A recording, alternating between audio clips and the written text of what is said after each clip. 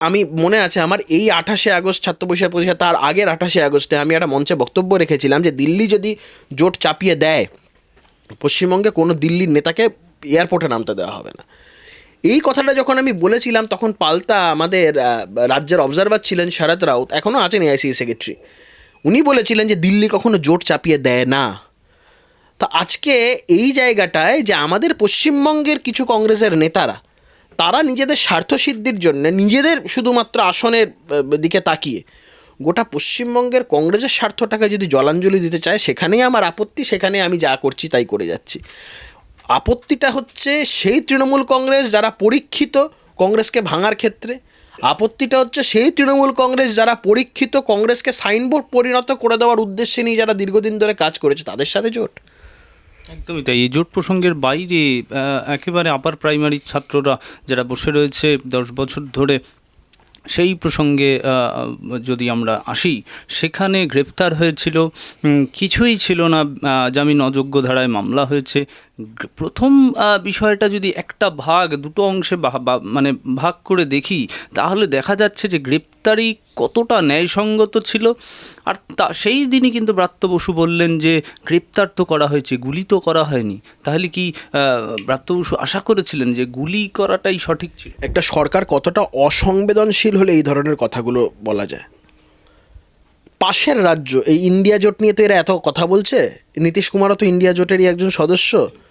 গত দুদিন আগে বিহার মন্ত্রিসভা পার্শ্ব শিক্ষকদেরকে, কন্ট্রাকচুয়াল যারা, সবাইকে স্থায়ীকরণের কথা বলেছে। আমরা ইন্ডিয়া জোটের একদিকে বাতাবরণ দেখছি, নীতিশ কুমারের সাথে মমতা বন্দ্যোপাধ্যায়ের সুসম্পর্কের কথা জানি, উনি যেটা করতে পারলেন উনি কেন করতে পারছেন না? মানসিকতার প্রশ্ন। মানসিকতার প্রশ্ন হচ্ছে এটা যে ছেলেমেয়েগুলো রাস্তায় দিনের পর দিন বসে থাকবে, আন্দোলন করবে, সব কিছু করবে, মধ্যেখানে এক দুটো ফেরেববাজ চিটিংবাজ পাঠিয়ে ওদেরকে বিভ্রান্ত করার চেষ্টা হবে। তারা যখন আন্দোলন করবে তাদের পুলিশ দিয়ে তুলিয়ে দেওয়া হবে। আমরা অতীতে এরকম অনেক আন্দোলন দেখেছি, কিন্তু কি হয়, তুললো, রাত্রিবেলা আবার ছেড়ে দিল। আমি সেদিনকে ওরা যখন অ্যারেস্ট হয়, ওদের বেশ কিছুজন আছে সংগঠন, তার সঙ্গে যোগাযোগ আছে। আমি সেদিন কলকাতায় ছিলাম না, কলকাতার বাইরে ছিলাম, তার সঙ্গে যোগাযোগ হয়। আমি কথা বলি, যে ফোন টোন করে এদিকে জানতে পারি যে প্রথমে বলা হয় যে 8টা নাগাদ ছেড়ে দেওয়া হবে। তারপরে আমাকে 8:30টার দিকে ওরা ফোন করে বলে, দাদা মনে হচ্ছে ছাড়বে না। তখন আমি কলকাতার বেশ কিছু উচ্চপদস্থ যারা পুলিশ কর্তারা আছে তাদেরকে ফোন করার চেষ্টা করি। 1-2জন ফোনে কথা বলে, তারা বলে আমরা বিষয়টা দেখছি, এবং তার আধা ঘন্টা পর থেকে দেখি ফোনটা ধরা পর্যন্ত বন্ধ হয়ে যায়। আলটিমেটলি বুঝতে পারলাম যে ছাড়বে না। তো পরবর্তীকালে ওদের যা মানে আগামী দিনে যে আইনি পদ্ধতিগুলো সেগুলো করেছে।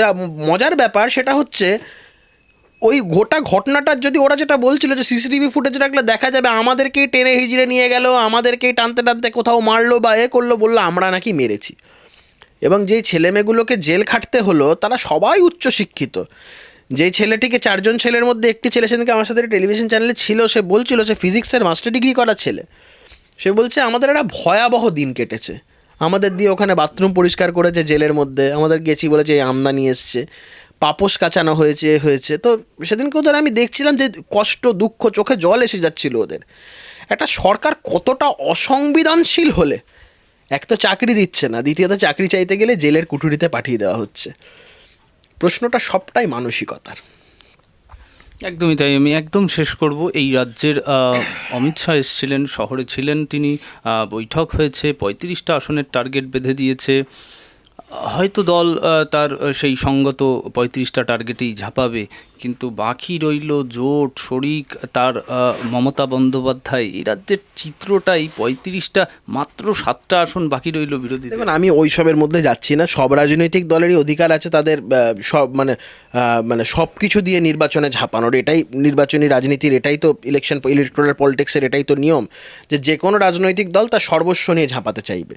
তো তাদের 35টা বা 40টা বা 42টা যে কেউ যেটা বলতে পারে, সেটা নিয়ে কোনো অসুবিধা নেই। এবং এই কনফিডেন্সটা বা এই অ্যাফার্মেটিভ চিন্তাভাবনাটাই সবার মধ্যে থাকা উচিত, এই পজিটিভ থিঙ্কিংটাই সবার মধ্যে থাকা উচিত। আমি সেটার মধ্যে যাচ্ছি না। ব্যাপারটা সেটা হচ্ছে, পশ্চিমবঙ্গে এই মুহূর্তে মানুষ একটা খুব দৃঢ়ভাবে একটা অল্টারনেটিভ খুঁজছে তৃণমূল কংগ্রেসের।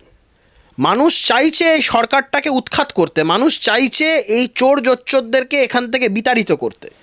কিন্তু যে একটা শক্তপোক্ত অল্টারনেটিভ, যে বিকল্প, সেই বিকল্পটা খুব ইম্পর্টেন্ট। আমি বেশ কিছুদিন আগে বলেছিলাম, এখনও বলছি, সবসময় বলছি, যে পশ্চিমবঙ্গে এই মুহূর্তে নিড অফ দি আওয়ার হচ্ছে বিকল্প রাজনীতি। সেটা কি ফর্মে হবে কি না হবে এই নিয়ে বিভিন্ন মানুষজন তারা চেষ্টা করছে।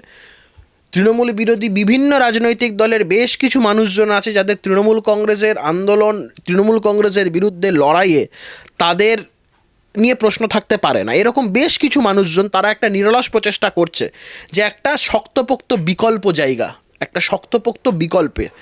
এখন দেখা যাক আগামী দিন কি হয়। তবে একটা জিনিস এটা ভবিতব্য, আমি তোমাকে বললাম, এটা দেখে নিও, তোমাদের রেকর্ডে থাকবে, যে পশ্চিমবঙ্গের ভবিতব্য, পশ্চিমবঙ্গের ভবিষ্যৎ আগামী দিন বিকল্প রাজনীতি।